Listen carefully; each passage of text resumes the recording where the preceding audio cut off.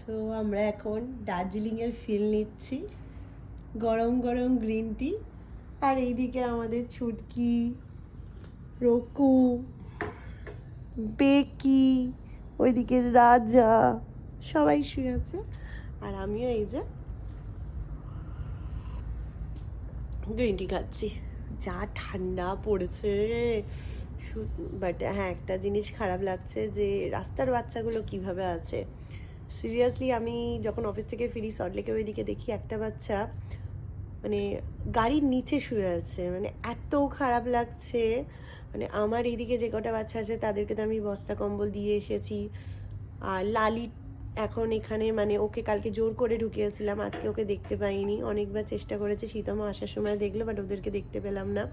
আমি তো বারান্দার মধ্যে ওদেরকে জোর করে ঘুম পাড়াচ্ছি, মানে কালকে পুরো কম্বল চাপা দিয়ে ওদেরকে ঘুম পাড়িয়েছিলাম। তো আজকে আসিনি, তাও খোলা রেখেছি বারান্দাটা। আর এদিকে সব ঠান্ডায় জোরো সোরো হয়ে রয়েছে। আর শীতম এদিকে চা খাচ্ছে, একটু পরে